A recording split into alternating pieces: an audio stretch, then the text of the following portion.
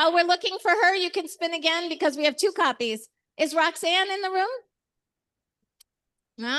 Okay.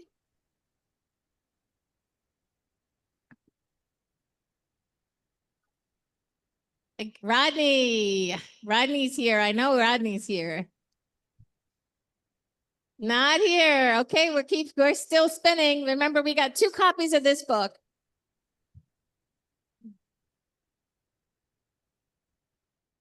It's Ebenezer. Ebenezer? This is the second time. Oh, is that the second time? You can't win twice. What are the odds?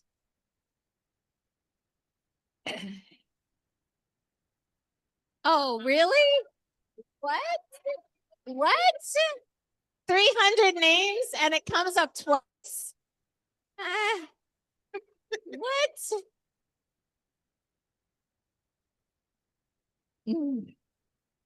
Oh, Pedro Noguera. Well, he is our keynote speaker. I think he's with us on Zoom right now, and I'll bring this book back to him. I'll make sure it gets in his hands. But we still have 1 copy to send. We still have 1 copy to give away. It goes to Augustina. Augustina? Not here. Not here. Keep going.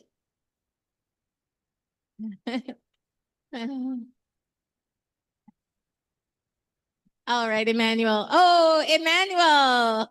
Emmanuel is one of our team members, but he's not in the room. He's not in the room.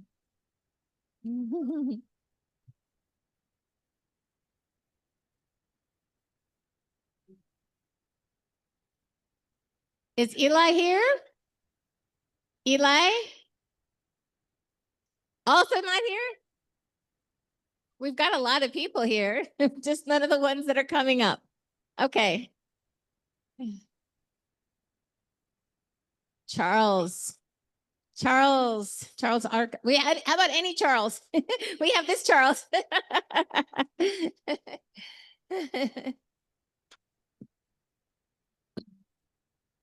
It's gonna be Daniel. Daniel Wosu. Come on, Daniel. He's outside the room. Do we count? Daniel.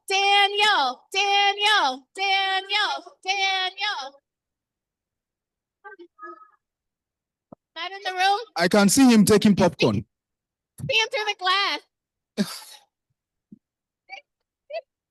These guys say no, it doesn't count. Keep spinning. Dr. Samuels, Dr. Schlender Samuels, also not here.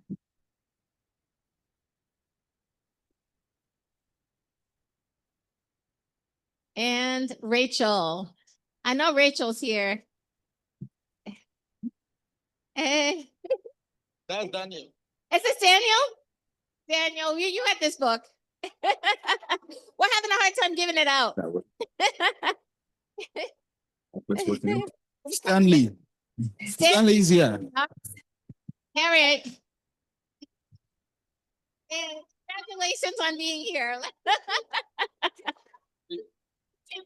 Let's just do a couple more. Thank you. Should we have one of these and one of these? Let's do that. Nasiba. Is she here? Nasiba is here? No, there we go. Okay. Latifa. All right. We want to tell you about this special book. We haven't told you about this one yet. This is by Tamisha, who's here. Tamisha Booker is here at the conference, and she wrote and illustrated, I think. Yes, she's here.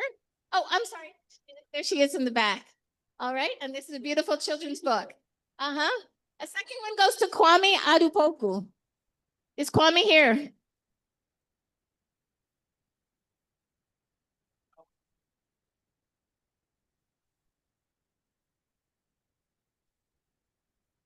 And Portia Richardson. Not here. Portia Richardson's not here. Keep spinning.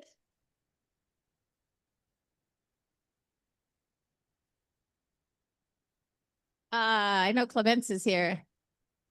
I saw him earlier. Saw him a few hours ago, but not in the room.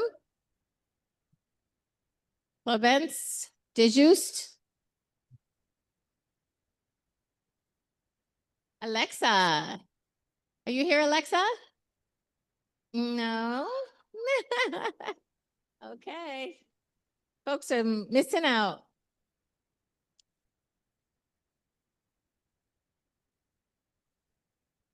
All right, Adankwa. We have a second beautiful copy of this book. Just having trouble giving it away. We have to find someone who is present. Brown Boy Joy. Philomena. Philomena. No? Okay.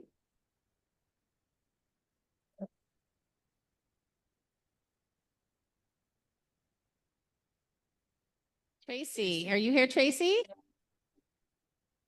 What? The likelihood is very, I see. Solace. Solace here? Solace. Congratulations. You're the new owner of this beautiful book. And don't forget to have Tamisha sign it for you later, okay? Wonderful. All Eric. right. Thank you, thank you, thank you. So we like to just emphasize that we're elevating the book authors and folks who've published their work from the Ghana ASCD community because we do have a journal, an e-journal that we hope all of you have accessed. We'll be sure to put it in Whova. It's free to access it. It's an e-journal, so it's it's electronic. You will download it. And the first issue came out in the spring. Now the second issue comes out in the fall. But there's one problem. You haven't written your articles for it yet. So we want you to take all that you're thinking about and learning, whether you were a presenter and you can write that up as an article, or whether you're already thinking about some ideas so you can present them next year. We want you to think about writing them up and publishing them in our journal. We'd really like to see more books and articles come from this community. One more. Oh, let's get that. All right. All right. This is one of the rare instances where we celebrate people's absence more than their presence. Tomorrow we'll have the last book raffle and we'll bring everything to a close. So please, if you did not get a book today, let's hope that tomorrow you get one. But is it possible that those who have won books already will still win again? One winner. What do you think? No. No? Yeah, you got to be in the room. Let's spread it. Let's spread it out. That's right. Spread out the gifts. So again, we want to welcome you back. And we really hope that you enjoyed this afternoon's breakout sessions. And this morning, we also had some exciting Get Moving sessions. Raise your hand if you learned a new dance today earlier. Woo, a number of you. Raise your hand if you relaxed and now you have peace of mind from yoga. Oh, a number of you. And raise your hand if you got a chance to connect with some book authors today. So a lot of you did that as well. Excellent. We're glad that was a new thing that we added to the conference. We're glad that it was rich for you. So next we are honored to have a keynote from Dr. Pedro Noguera, and he'll be joining us in a unique way. He was unable to travel here to Ghana, and we have his keynote that we're going to be sharing on our monitors. So we want you to be able to, he's also the author of Excellence Through Equity, 5 Principles of Courageous Leadership to Guide Achievement for Every Student. So those are just 2 of his 15 books.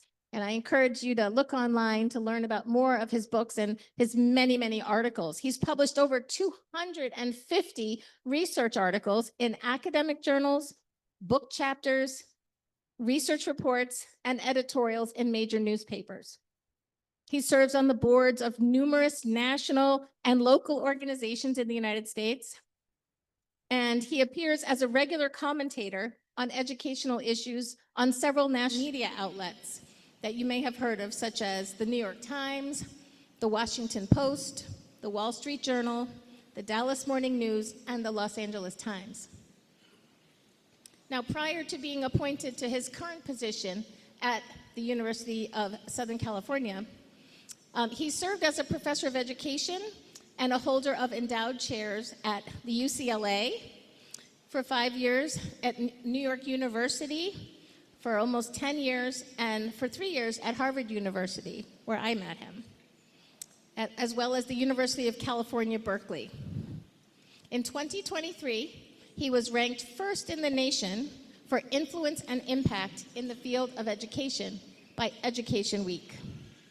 So with that, I would like you to give a warm welcome and a warm round of applause for Dr. Pedro Noguera. Again, he's not here, but we'll see his video.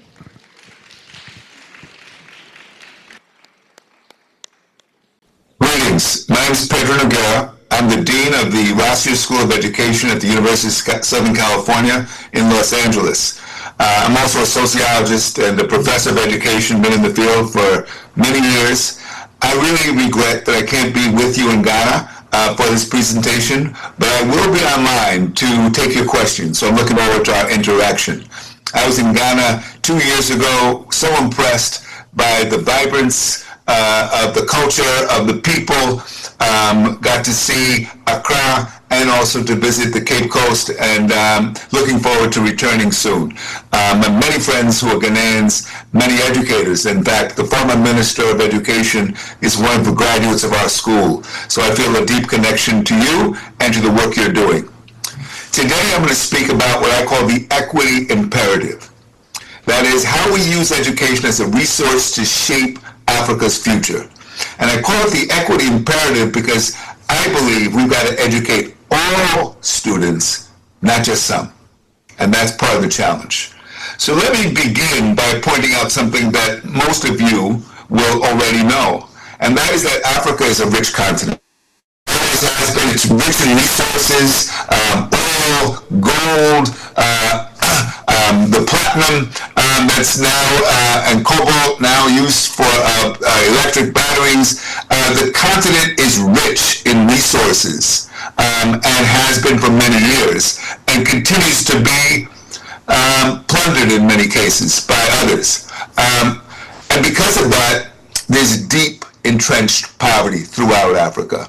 And many countries, the large members of society earn less than $1 a day, which is by far not enough to live on. And this is just a list of some of the countries that experience this kind of poverty. So despite the wealth, Africa has a population that has been lacking in opportunity, and because of that, what we continue to see is a forced migration from the continent. These images of African migrants sailing across the Mediterranean almost remind us of the slave ships that left over 400 years ago from the continent. This time people choosing to go voluntarily because the conditions are so desperate, because of war, because of climate change and drought, because of just utter poverty. People leave in pursuit of a better life. As we know, the wealthy nations of North America and Europe have become increasingly hostile. And so that option is increasingly not going to be available to Africans. And so we're going to have to ask ourselves, what do we do to ensure that future generations will have opportunities in Africa and not be required to leave? For those who want to know more about the history of underdevelopment and how it's tied to the history of European colonialism in Africa, these are just 3 resources that I turn to. How Europe Underdeveloped Africa by Walter Rodney, The World in Africa by W.B. Du Bois, the great African-American historian who chose to spend the last days of his life in Ghana, and you will find his home and library and grave there. And then finally, the great Kwame Nkrumah, a great Ghanaian leader who wrote about the impact of colonialism and called for Africans of all kinds to unite to address the problem of colonialism and its twin, neocolonialism. There are many others, and these are by no means the only resources. I just list them for you in case you want to read more. We know, as is true throughout the world, the youth are the most precious resource. It is through young people that we are preparing future leaders, future professionals, future voters and parents. If we want to shape the future, we've got to invest and educate the youth. But here is where the challenge comes in, because for many young people, access to education even is limited. In many of the so-called low-income countries in Africa, as many as 70% of the children lack basic primary skills. And even in some of the wealthier nations, we still see access to education, a huge challenge, particularly at the secondary and tertiary levels. So how do we address this challenge? Particularly given that Africa's children and youth are going to be a key part of the world's youth in the next several years. By 2030, Africans under the age of 39 will make up to 42% of the world's youth population and account for 75% of those under the age of 35. So what happens in Africa will shape what's happening in the world. And we cannot just look at African youth as workers. They are going to have to be scientists, artists, writers. They're going to have to do the work that is building a future for all. Wealthy nations in Europe and in North America have negative population growth. Ironically, you would think they want immigrants because they still have a need for labor, but they're shutting their doors. That means Africa will have to turn to itself to support the next generation. So the real question is, how do we develop policies and practices in Africa that will allow us to achieve the goal of education for the future? Well, again, we've got to acknowledge the challenges. This image to my right just shows that many classrooms are overcrowded, teachers are overwhelmed, many children in so many countries not in school at all. Huge challenges, and this particularly impacts girls, because in many nations still, girls are more likely to be excluded from school than boys, especially problem in rural areas where access to school is often a challenge. So the continent is faced with enormous challenges despite its enormous potential. So this means we have to turn to educators who are going to need to be resourceful if they're going to transform educational opportunities for youth in Africa. And so I want to talk about what that's going to take, what educators must do to meet the challenges facing the continent. I want to start by focusing on equity. As I said, equity is a commitment to addressing the needs of all students. All means it doesn't matter if they are women or men, boys or girls, Christian or Muslim. It doesn't matter if they are in urban areas or rural areas. All children means that we have to find ways to educate all, because what we don't want is adults who are unable to support themselves, their families, their communities, because they lack education. A commitment to equity means that we're going to address not just access, but the support students will need to be in school, which means food, right? Which means adequate facilities, because you can't learn on an empty belly or in substandard facilities. It also means an acknowledgement that not all of our students learn in the same ways or even at the same pace. Anyone who's a parent of more than one child knows that already. I have 5, so I know all 5 of my children are different. But when we have a commitment to equity, what we're saying is we're going to make an investment in every student, in every child, because we want to see their talents developed so they have the ability to contribute to society. It also means we're going to focus on the outcomes, the evidence that they've learned, the evidence that they're prepared, and not just simply put them in school and hope for the best. When we have that kind of commitment, what we know is that education can play a role in solving many of the most pressing problems facing the African continent today. And I want you to think about those problems. I've already talked about poverty. People with less education, more likely to be poor permanently because they lack the skills and the wherewithal and the resources to improve their lives and that of their families. It's also implicated in unemployment because people with lower skills less able to find work unless it's the lowest level menial labor. And they're more likely to be trapped in low-wage jobs permanently. And that sense of entrapment often leads to desperation, leads to crime.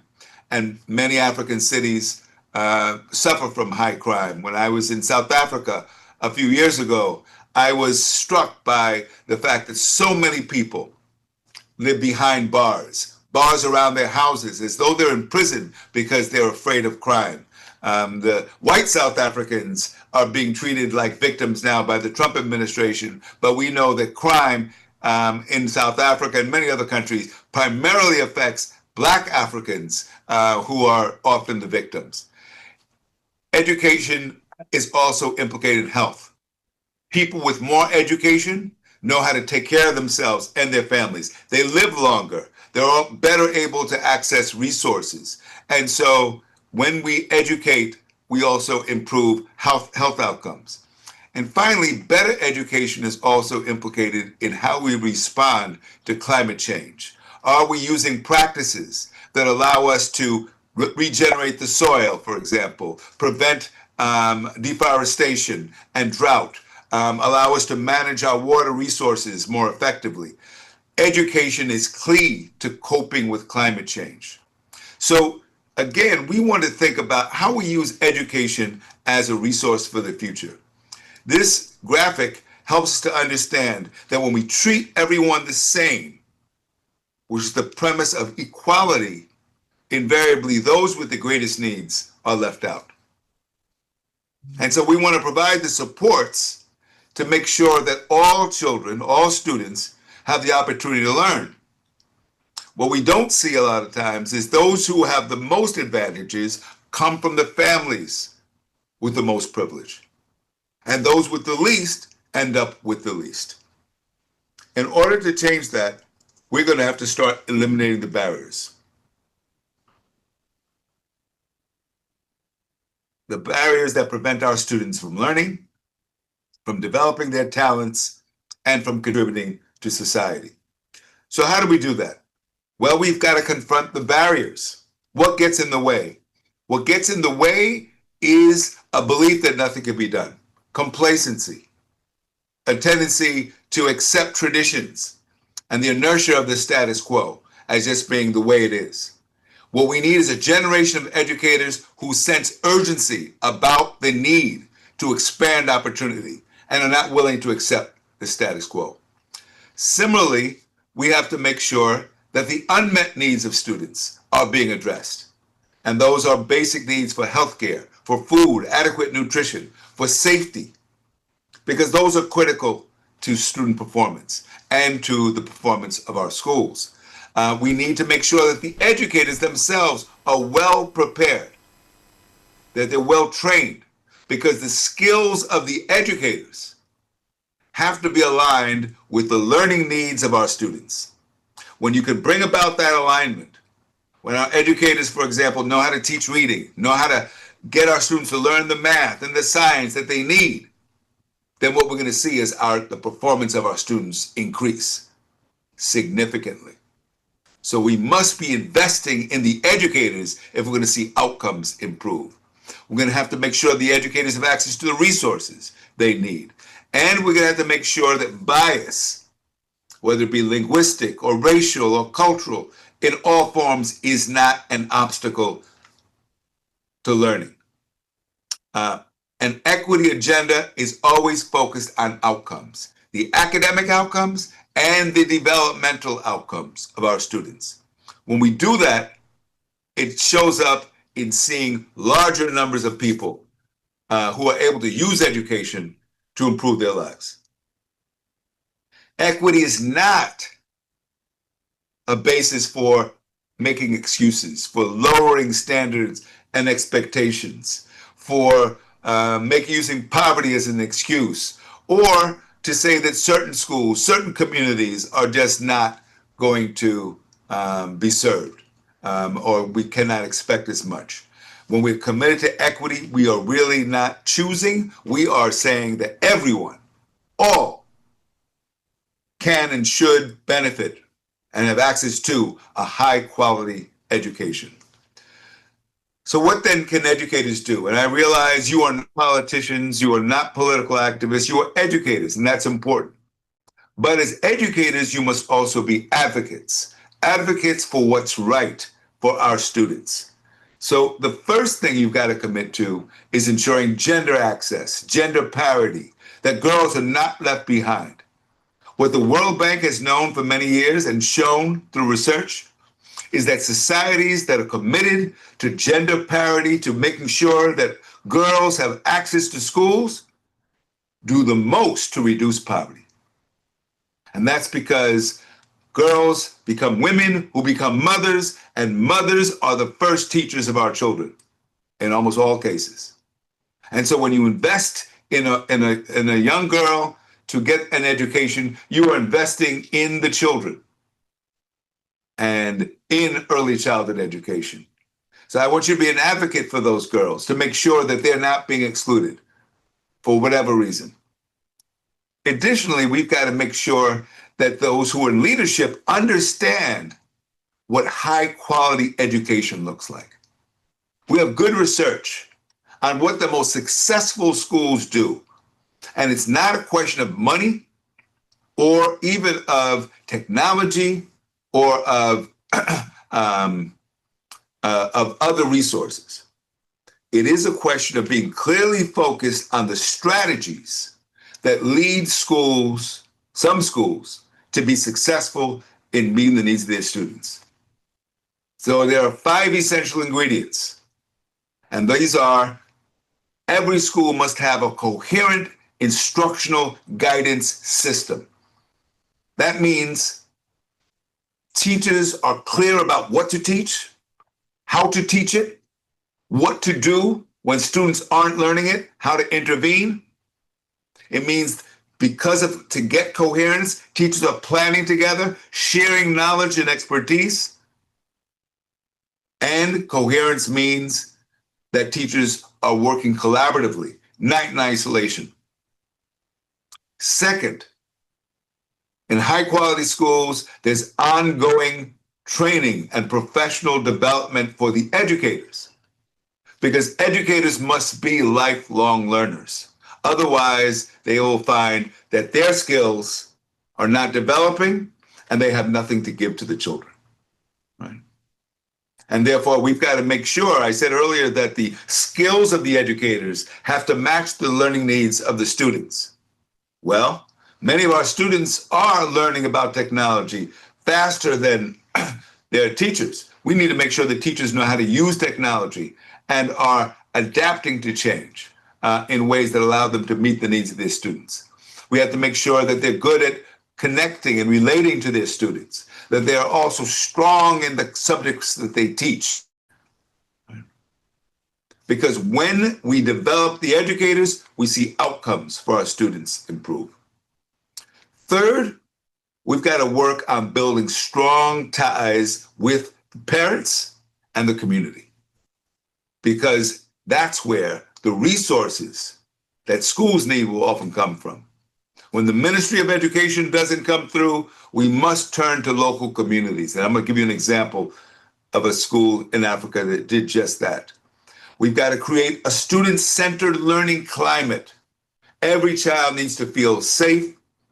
Every child must feel supported. Their respect and dignity must be recognized, because when we create an atmosphere like that, children will learn and they will flourish.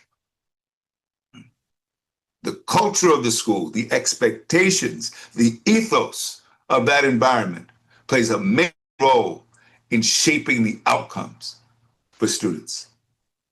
And then finally, every school must have effective leadership, but it's shared leadership. It's not just the leader, the principal, or the headmaster. It is also teachers as leaders who understand the vision, who understand what they need to do, right? Working together as a team. Because when that happens, outcomes for students improve.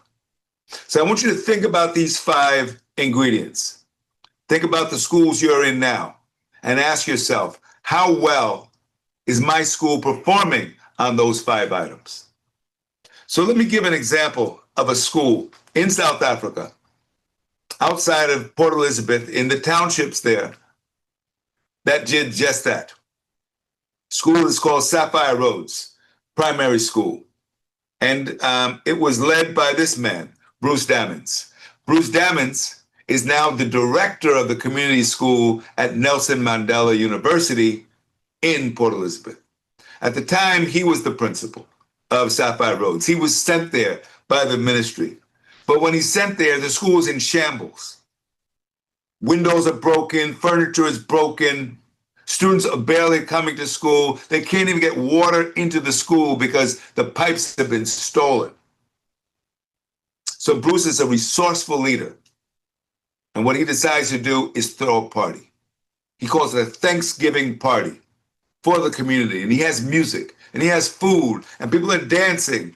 And one of them asks, why are we having a Thanksgiving? What are you thanking us for? He said, I'm thanking you for the help you're going to have to give to this school in advance, because I can't do it on my own. So he turns to the community and says, I need help. And he said, well, the first thing you got to do is stop the vandalism. And they said, well, who's been ripping off the school? Who's been stealing the furniture and the pipes? They said, well, there's some guys, they're unemployed. In South Africa, they call them Tutsi, right? And in the US, they call them thugs, gangsters. He said, let me meet with these young men. And he meets with 3 of them. And they explain, they say, look, we have nothing ourselves. We're unemployed. We're just trying to get by. He said, but our kids need to be safe. He says, I'll make you a deal. He said, we have a lot of land at our building around our school. You all can live on the grounds if you provide security for our school. And they said, certainly, we need a place to live. And so they build their little houses. And now they provide security for the school. And guess what? Now the school is safe because the people who used to vandalize it are now providing security. He then talks to the parents. He says, parents, we got to get kids back in school. And the parents explain, many of these kids are orphans. Their parents have died. Many of them had AIDS or HIV. And many of the kids are hungry. And they're not coming to school because they have basic needs that are not being met. He says, look at all the land we have. Why don't we have a farm? Well, they do now. And the farm is run by the parents who produce food for the school and enough for themselves. They not only grow food, they have goats, they have chickens. It's a vibrant farm on the land where the school functions. And it's led by the parents. And he said, we need to create a clinic because we have kids who are sick. That clinic is staffed by parents, volunteers with very, very minimal training. I said, what happens when children are sick? They said, well, usually we tell them, have a drink of water and lay down. Many times that works. If the child is really sick, we go and get a real nurse because we're not trained. But they're taking action. They're not sitting around waiting for help. That's the point of this story. He created Bruce. You see him in the back of that picture with his glasses on in the camera. He said, I work for them. This is their school. I will be gone someday, get reassigned, but this school will be here. It belongs to this community. And because the community embraced the school, because they got over 60, 70 parents a day to volunteer at the school, children are back.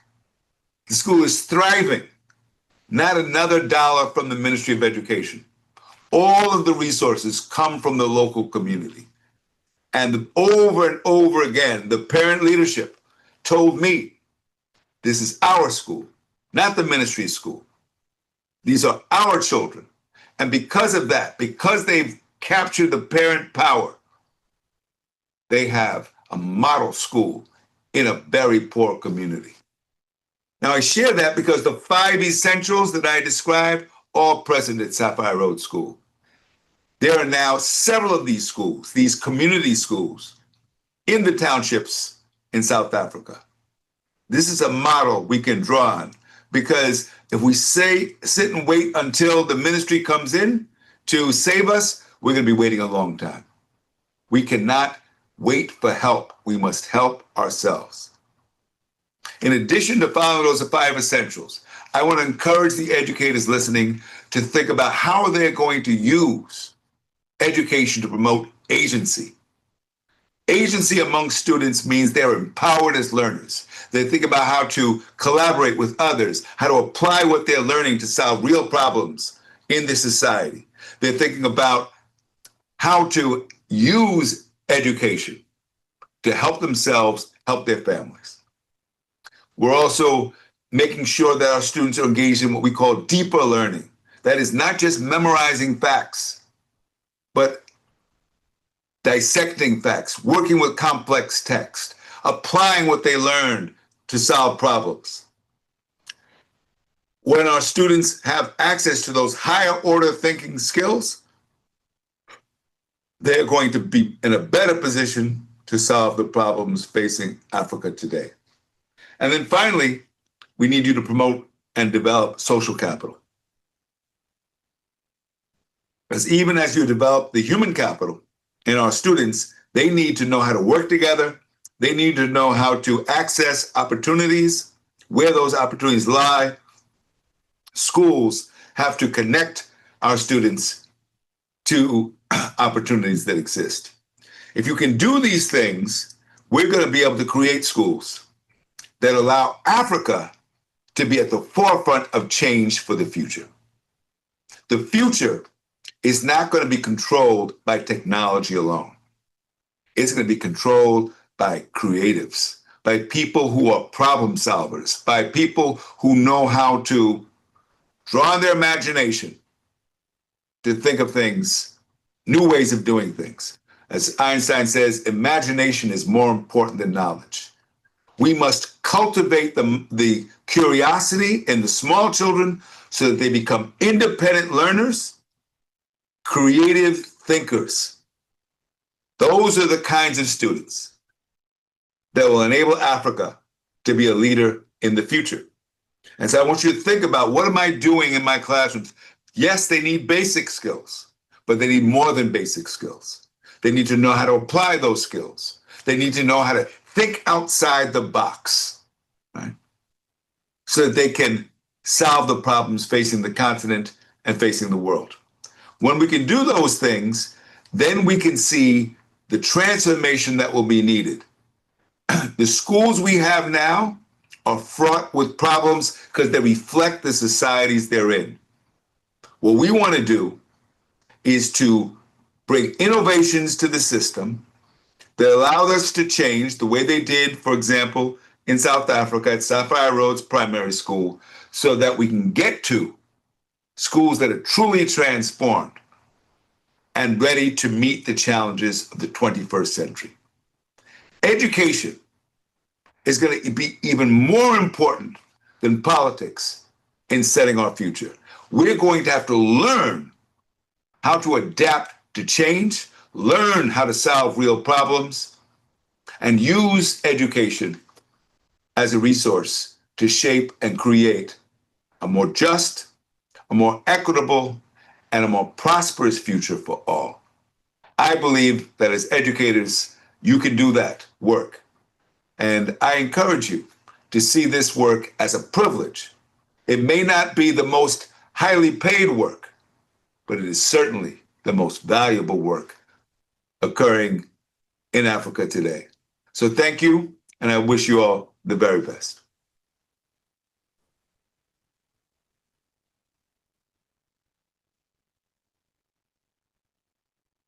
Greetings.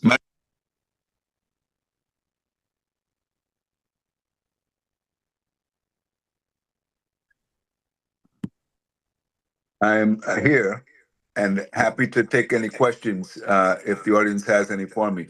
All right. Can you hear me? I hear you fine. Thank you. Excellent. All right. Excellent. And we can hear you. We can see you. Thank you so much for joining us at this early hour. Uh-oh, now we're seeing, oh, there you are. Perfect. Excellent. We have a good view of you smiling, and I wish you were here to see all the beautiful smiles looking at you right now. We'll send you some photos for sure. Want to thank you so much for your wise words that you shared. You touched on so many of the important themes that we've discussed in this conference. We have, 6 learning strands that you and I have discussed, and you very neatly were able to connect those together and help us to think about what that calls us to do, what commitments we need to make about changes in practice and changes in our systems. So thank you so much for that. So we want to take some time while we have you to talk with you about some of the ideas that have come up this week. That's interesting. Yeah, the screen just glitched. There you are. And we want to invite those in the room to open your Whova app. Make sure you go to the Q&A session entitled Equity Imperative. And that's a place where you can add your questions. But I want to start with a question that is based on a leadership conversation we had earlier today. We had a panel that discussed the idea of visionary leadership. And the ideas that you've just shared are so critical, and they require a certain kind of leadership that's not currently what we've got. And so folks had questions about reimagining school systems and districts, and seeing as how we've failed to evolve it over the past 100 years. Are we working within a larger and working within a larger system of oppression?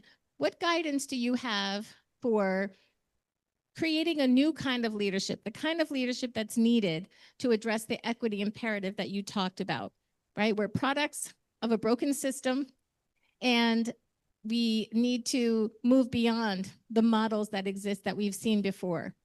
So what ideas do you have about visionary leadership?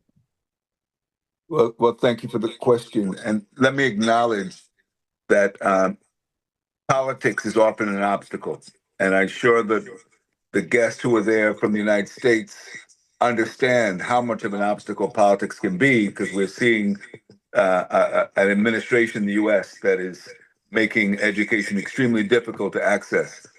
When I was in Ghana 2 years ago, the Minister of Education, who actually had been a principal in Los Angeles prior to returning home to Ghana, told me that he was able to double the number of students in Ghana who are enrolled in school by adopting a strategy that was used in Los Angeles. And that strategy is to make schools year-round, so that you could bring in 2 shifts of students into schools, because simply access to school was a challenge there. And this was an extremely resourceful idea, very important, because they didn't have the funds to just build more schools and extend opportunity in that way. But they found a way to better utilize the resources available.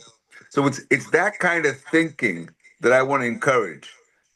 Don't simply say, well, we can't do something because we don't have the money. Strategize, what resources do we have? How can we better use either local resources or that which is available to us now to better serve students? And that minister, who is, I'm not sure what he's doing now, I think is an example of the kind of resourcefulness that we need. Perfect. Thank you so much. That's really helpful. And that kind of thinking is exactly what we've tried to inspire at this conference. And we know that through collaboration and by working together, we absolutely can get there and keep that confidence and commitment up. Now, I also had another question of my own that's related, which has to do with this notion that we know when we're thinking about equity, sometimes it feels like 2 steps forward, 1 step back, right? We can change our practices, but oftentimes if the system doesn't also change in a parallel way, then the system constrains any practices we try to change, right? And similarly, when we try to change our practices, if our mindsets don't also shift, it's hard to make and sustain those changes.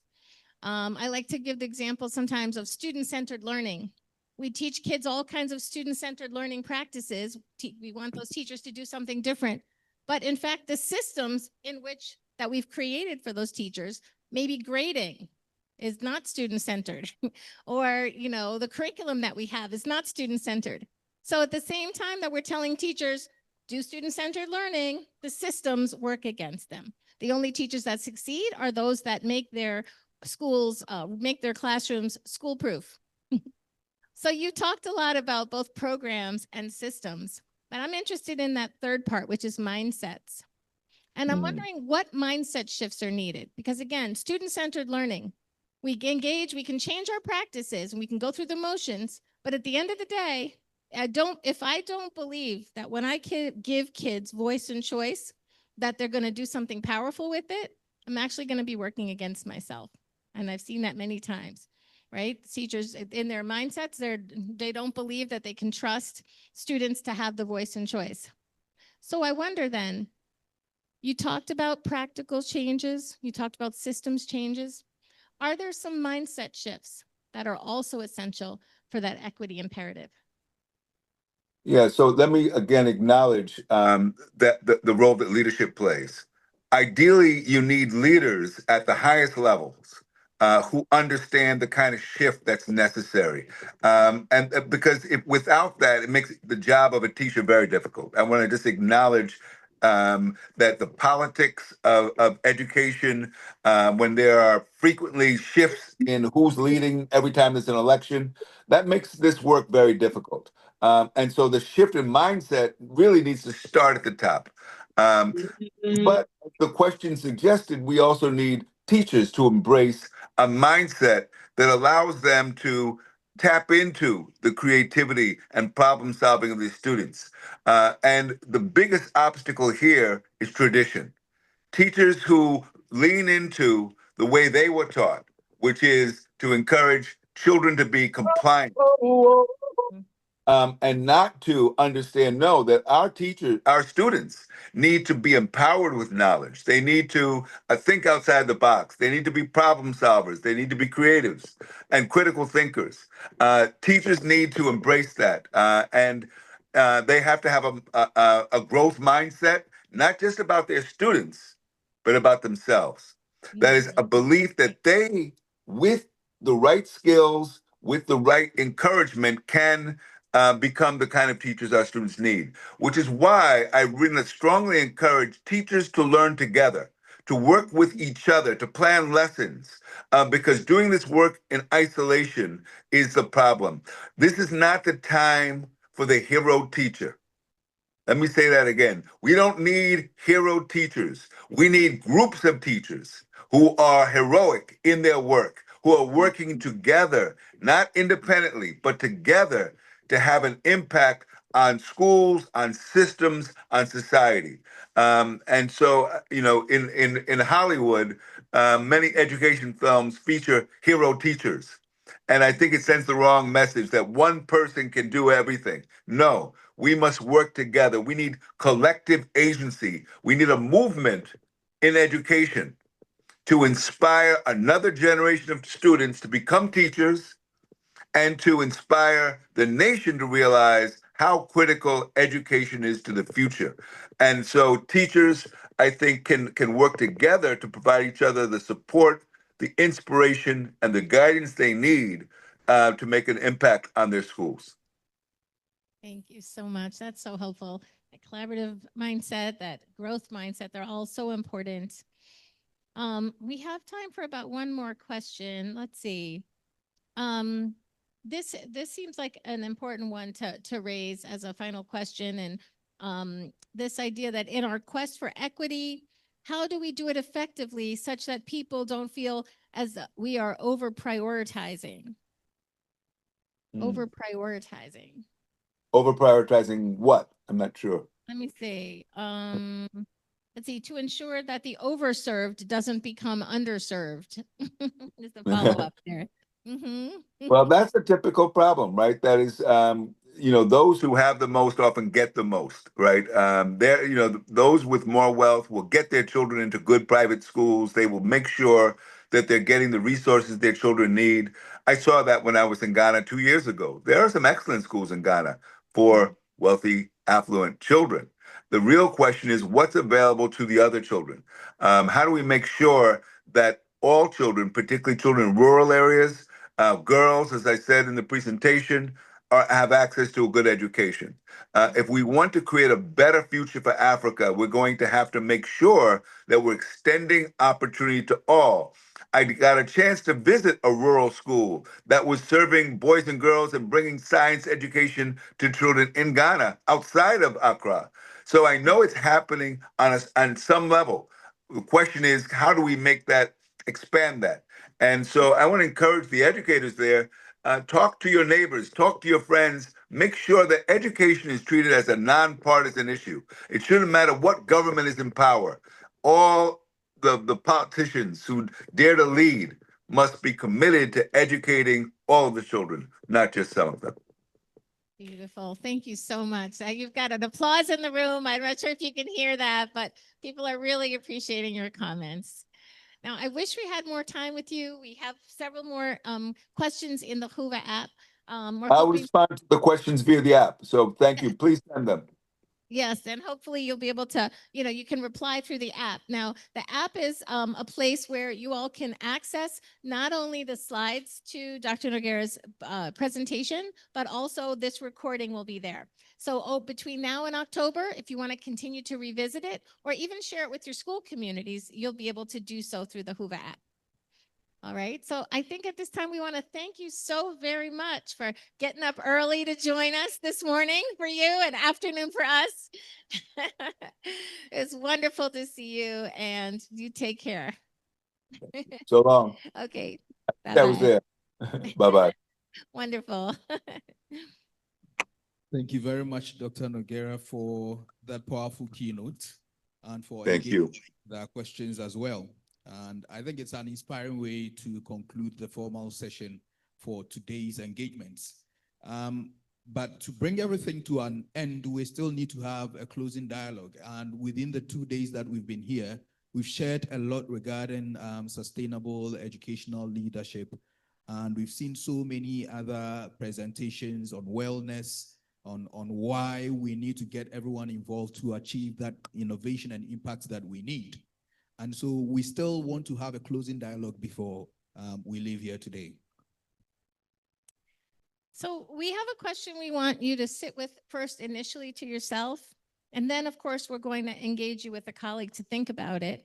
But we want you to start thinking about an insight that you're going to take home from this conference.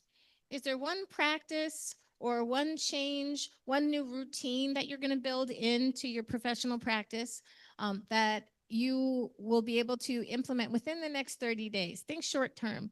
I know when you go home, you're going to want to, I'm going to change my whole school. Well, but not in 30 days. What's the first small step that you're going to take in the next 30 days to start being a catalyst within your context for the kinds of schools that we talked about, schools with innovation for impact? Okay, so just think about it for yourself for 30 seconds, and we're going to help you find a partner in 30 seconds. One key insight you're taking. Thank you. Have a seat, please. We have a few final announcements. Once again, we want to thank our incredible sponsors for this particular program. Their support has made it possible for us to be here and do many of the things that we scheduled to do. We want to thank our presenters as well, both those who traveled from afar and our local thought leaders. You shared your wisdom generously with us, and we appreciate you so much for that. We also want to say a big thank you to our volunteers, our technical support team, and everyone who worked behind the scenes to make these 2 days very, very memorable for us all and for the conference to also run smoothly. And most importantly, we want to thank you, each of you. Your questions, your engagements, your energy, they have made these 2 days very special. Now, yesterday we talked about some of the ticketed events. Again, there's the celebration dinner at the Marriott at 6:30.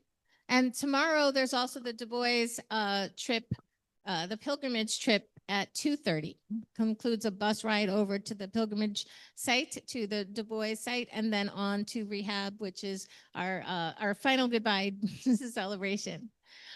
But what I want to share with you is that we yesterday we put out a call for people who had received gala tickets but didn't want to use them, and now we do have several extra gala tickets. So if you don't have a gala ticket and you would like to attend the gala this evening, it's likely that you'll be able to do so.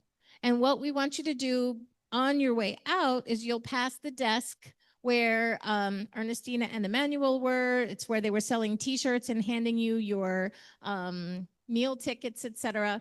That same desk, pass by on your way out, and the extra gala tickets we're going to be providing to people who are still interested and available to attend the gala this evening. We know, I say gala, sort of the celebration dinner. We know that not everybody is interested or able to join. And we want to remind you that there are lots of great suggestions of other things to do that people have been putting in the Hoover app, as well as on the WhatsApp platform. So Accra is just a wonderful, beautiful, and fun and delicious city. So everybody will have a good time tonight, no matter where you end up.